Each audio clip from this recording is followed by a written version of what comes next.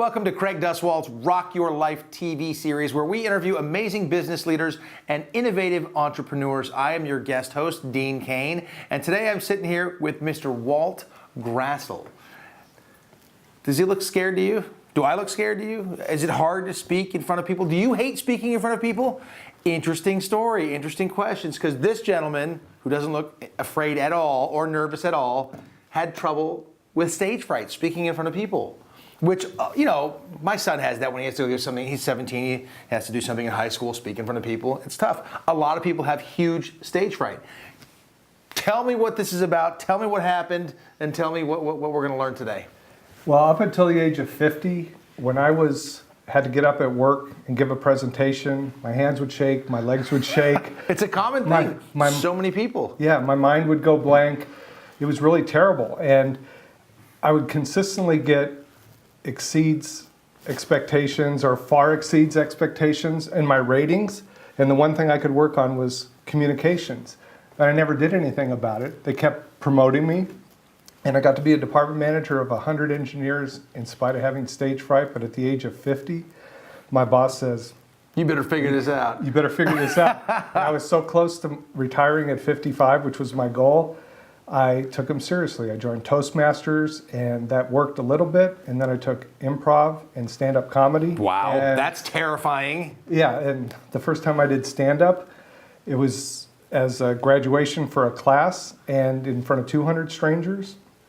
2-drink minimum. Oh yeah, make sure to get those drinks in early. Yep, and I blanked out in the middle of my set. Ouch. And you cheat and you have a little 3x5 card with your jokes on it. I pulled it out, I looked at it, I went and put it in my pocket and went blank again. Oh my gosh. But I slowly reached into my pocket and pulled it out and got a laugh, and that calmed me down, and I was able to finish my set. And after that, I was never more afraid when I started that 5 minutes, and when I was done, I was walking on air. It was amazing. Yeah, I know that feeling. A lot of us actors, we get into that situation very often. I will see actors that I know I've worked with on set who are very good in a one-on-one on the set in a character.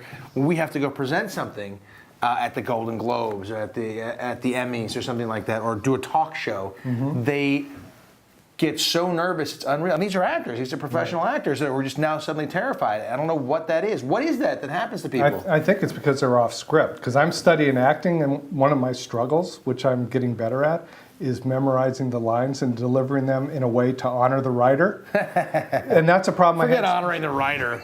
It's the writer. But when I was working with, when I was doing speaking in the beginning, you could actually see me. I got some videos on YouTube, and you can actually see me reading the teleprompter in my mind as I go, da-da-da, as I'm reciting a speech. And it sounds like a recited speech. Absolutely. So through improv, I've learned that I can pull what I need out of my head in the moment. So now, like preparing for this interview, old Walt, well, first of all, before I was 50, I wouldn't do this. If there was any way not to do this, I would not do this. But then all these people wouldn't know who you are. And actually, that's probably preferred. I wanted to be the guy that was, I would always rather be the chief of staff than the chief. Oh, yeah. But now I'm comfortable stepping into the leadership and being out in front. But it took this journey. But my big message to people is, just because you couldn't do something before doesn't mean you can't do it now. And even at the age of 50, I waited till 50 to start. So I don't know how old you are, but you could probably start now. I'm 51. Can I start Kids these days. Kids these days. Yeah, that's amazing. So you have two things here. I want to make sure I talk about each one, and then I want to hear more stories. Okay. So what do we have here? Okay, this is my first book, Stand Up and Speak Up, that talks about that journey to overcome stage fright. And it's a labor of love. It's a short book. My trainer read it 3 times when I gave it to her because she goes, "It's so easy, each story." And they're all based off of a Toastmaster speech where I make a point and tell a story, like 800 words. So it's not a long book, but there are a lot of inspirations, like just because you couldn't do something before doesn't mean you can't do it now. And then the second book is Great Leaders Ask Dumb Questions. And the tag on that is how to use out-of-the-box thinking to become a better, more trusted leader. And really, that's lessons I learned. You don't have to be a command and control General Patton, get up and give orders and be an extrovert to be a good leader. There's a concept called servant leadership, where if you serve the people you're leading, in part by giving them a direction and then by giving them the tools that they need to do their job, you can build up a lot of capital, emotional capital Sure. with them, and you can be extremely effective. And that's how I rose in the company in spite of being a crappy presenter. A crappy presenter. That's a big deal. Yeah. You got to be able to present your ideas. It's a tough thing. A little aside, how'd you hurt your hand? Fell, that's what old people do. And I fell well. Oh, well. Not well enough. Not though. well enough. You hit that one out there. Yep. Outstanding. I had to know. It was killing me the entire interview. It was right there. Yep. It's in a thing there. And I didn't disguise it good enough. I was hoping you would tell a real good, awful, comedy story about what happened, but I wasn't sure what I was going to get. Beating away all the women that were trying to attack me. I know that one. It's terrible, isn't it? Yeah, somehow I don't have Yes. that problem, but good for you for having it. So, what about kids who are having trouble, who are terrified of speaking? Would this book, either of these help kids in that situation? I think the Stand Up and Speak Up book, and that's really towards a youth audience. And people ask me if, do you wish you had done this earlier?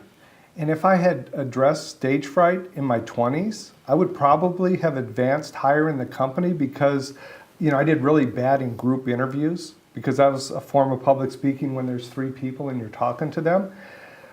But I don't think I would have went as aggressively to overcome it, and I wouldn't have done stand-up, I wouldn't have done improv, I wouldn't be taking acting classes and going out on commercial auditions now, That's the pursuing thing, isn't that it? dream. So I don't have any regrets. My life made me what I am today, but I think it will help you. And think about it, if you go to a friend's wedding or a friend's funeral and you want to say a few words, but your fear is holding you back, that shouldn't happen. It's easily solvable, but you have to take steps. And the biggest step is just getting in front of people and doing it. I learned that playing sports. In high school, I went to a Catholic high school. They didn't cut anybody from the freshman team. So you got to make the squad no matter what. Yeah, we had 20 people. I was somewhere between 16 and 20. But that summer, I played on my driveway 3 hours a day practicing basketball. I was starting for the sophomore team. So There that you go. 10,000 hour rule works. I just applied that to speaking. And even if you don't work with me, if you just join Toastmasters and go speak, find opportunities to speak, or even playing an instrument in a situation where people might watch you and that fear of being judged, if you just do it, the more you do it, the less of a problem that becomes. And I believe anybody can learn to get over this fear I because agree so with many you. people, I've done over 200 radio shows, I always ask, did you ever have stage fright? If so, what was it like and what did you do to overcome it? And almost everyone has had some form of stage fright. There are a few people that don't. Very Those few. people. Yeah, shame on you, whoever you are. Exactly. Everybody has it. I've had it a number of times, and I speak in front of thousands of people all the time. I do television shows where I'm talking to people. I've given speeches at political rallies. I've done all sorts of things like that. That can be very daunting. It really can. I'd like to leaf through the book, see some of the No, things sure, that you say. you can have it. Thank you. I think it's cool, but I know that my son has a real big problem with that, and it's an issue for him. And I think it's a very, very common issue for everybody. It affects their lives in a lot of ways. My brother-in-law remembers having a problem when he was speaking in 5th grade. The teacher made fun of him, and he wouldn't publicly speak for like 20 years. And he harbored that whole fear, and it became this incredibly anxious thing. And again, it moves into things like it affects your life, into what you're doing, in your job. It can affect everything, and that's a big deal. I think you're touched on something that I think is common to a lot of people. Yeah, there's a big audience for that. And in 1st grade, I had my mouth taped shut for talking in class in a Catholic school. And I think that might have had something to do with it. It could have. They could have just wrapped you on your knuckle. That's what I got. Or the eraser. The eraser, yeah. Clean the eraser. Flying erasers. Oh, flying! I didn't mind that. I think that'd be kind of fun. But it's incredible. It's a really interesting thing. Now, you got to tell me. I've never done it, and I'd be terrified to do it. I know you told me you had to reach inside through the pocket, but stand-up comedy. What is it like standing in front of a group of people, just having a mic and just going? Is it? That first time it was petrifying, but it's a really useful skill as a speaker. Like if I had a problem with the gate code coming into this place today. I know, because I was behind him. And he was right behind me. I was like, what's this guy doing with the gate? Exactly. And you know, it was a bad experience, and I could just go, oh, woe is me, I had a problem with the gate, I must be dumb. But now it's a joke opportunity, and I could go, you know, Dean, you got to be a member of Mensa to get in this complex because it's so hard to figure out. So you find opportunities for humor. Jokes are about surprise, about leading people down a path and then diverting it unexpected to them. So it's a learned skill. It helps you as a speaker, but it is petrifying to be the only one. And I saw a TEDx video where the speaker was talking about, you know how they go when you go speak and they say, everybody turn off your phones? Well, you should be interesting enough that they don't want to turn off their phones. Own the stage, be responsible, be entertaining and informative. Don't just stand up there and deliver a presentation in a monotone. You know, and stand-up comedy will help you. And it's just you. Like when you're acting, you have a scene partner, so they can help lift you up. Sure, that's what it's reacting. That's what it is. Yeah, but when it's you on stand-up, it's you. But you get to know your audience as well. Think about the demographic. Are they young people? Then you tell jokes that are relatable to young people. If they're blue Usually hairs, not so dirty. yes, and Blue hairs like the dirty jokes. Yeah. Just kidding. I just kidding, Grandma. But that's the other thing. Doing comedy, I chose to work clean because it makes me work harder. Everybody can drop an F-bomb and get a laugh because it's inappropriate. I can't believe you said that. And that surprise gets a laugh, but really that's kind of a gimmick. So it's a craft, and I used improv, stand-up, and Toastmasters like cross-training to be a better speaker. And it's worked. You seem pretty darn comfortable right here. Yeah, but this is 10 years of work. Of intense 10,000 hour work, you know, so you can play hoops again. Yeah, exactly. You don't, that's the other thing is it's not necessarily easy. And the first time when you stumble and fall, that's normal. When we learn to walk. The first time we tried to walk and got up and fell down, we didn't go, oh, I can't do this. And then otherwise everybody would be crawling, right? But we all weren't afraid. But then as we get older, we're afraid, oh, you know, what's Dean going to think about me? He saw me fall, right? And you start letting other people's judgments or your perceived judgment that they'll be having this. Yeah, exactly. From doing anything. Exactly. That's.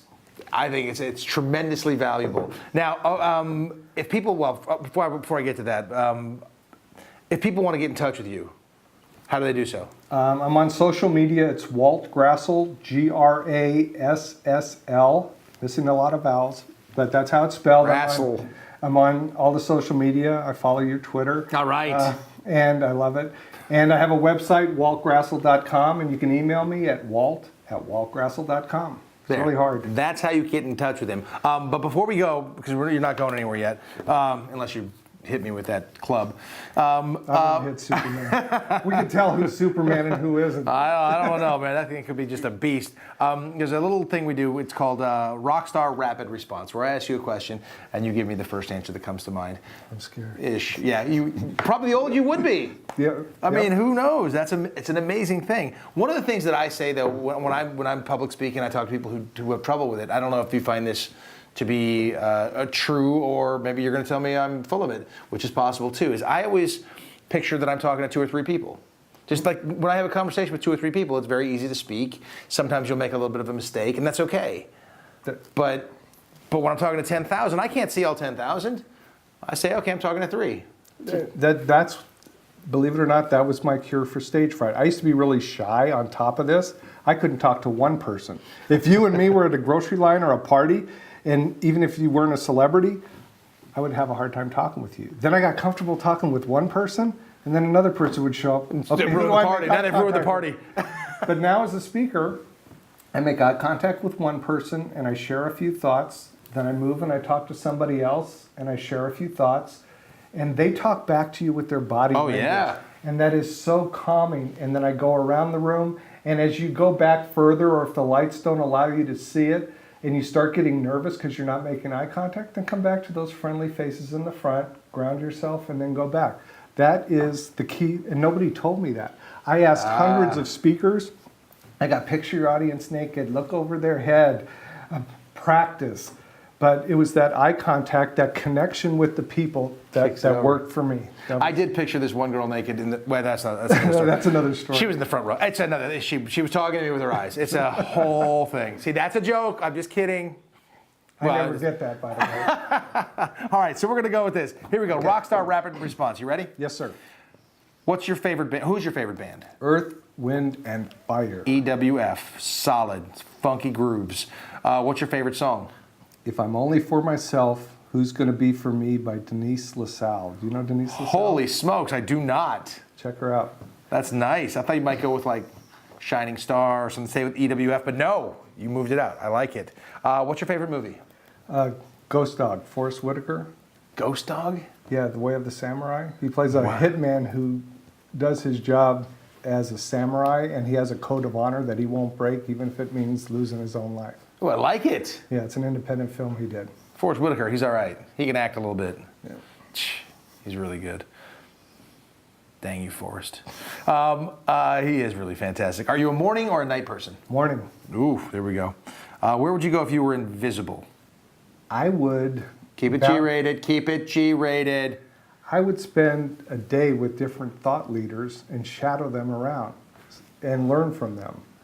That's interesting. That's very interesting. Because, yeah, the behind the closed doors is always a little bit different. Might learn something really valuable. Yeah.